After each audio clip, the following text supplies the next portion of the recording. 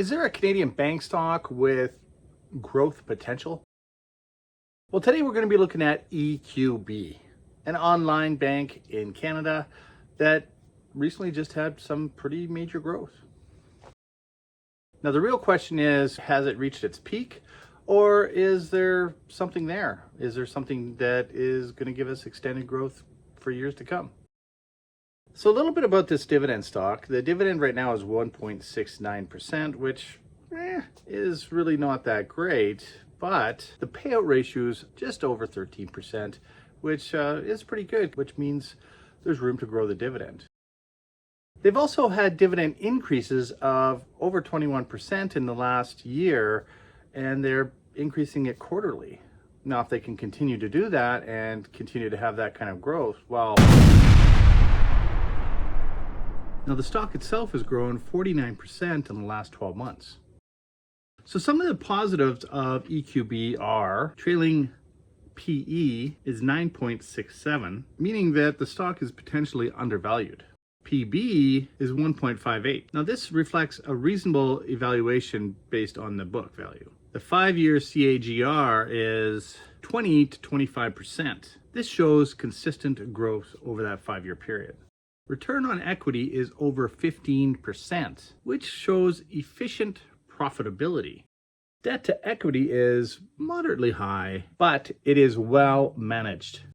Now, some of the red flags are the FCF, or the cash flow, is minus 1.04 billion. This is a major concern for long-term sustainability. The areas that might be of concern are reinvestment capacity and financial flexibility. So my conclusions are the low payout ratio leaves room for dividend increases. Sensitivity to market conditions could leave it somewhat in a volatile position. A 49% increase in the stock price indicates maybe a possible correction is coming or the start of things to come. Maybe it's a sign. Now, is this for growth investors or income investors?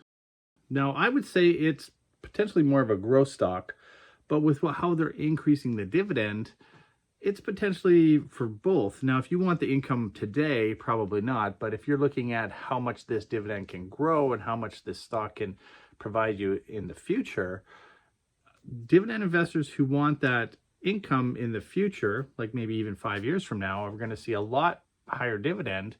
And if you're buying the stock today, then 5-10 years from now, that dividend payout could be quite substantial. So this stock is probably not for income investors right now. Ultra conservative investors, or anybody weak at heart, due to the fact there could be some volatility in this stock depending on, how things work out. So for me, I would go ahead and start investing in this stock, and that's kind of what I've been doing, is chipping away at it. I'm not going all in at this point.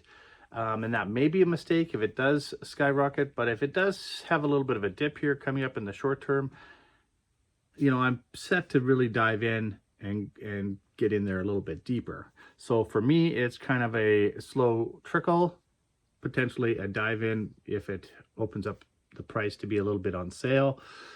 Now, with that being said, I'm not an advisor, so you need to check with an advisor to see if this is right for you, or do your research to see if this stock suits your portfolio and the needs that you are wanting to have a dividend stock. I also use WealthSimple because it's easy to use and I don't pay fees. If you click the link below, you and I both get the same reward, which is great. If you're going to go with somebody else, always look at what kind of fees you have to pay and check the fee schedule just in case there's some hidden fees you don't know about. And find something that's easy to use if you're starting out, or, allows you to do your investing in a relatively relaxed mode. That's it for today. Thanks for joining me. I hope you have a great day. We'll see you for the next video.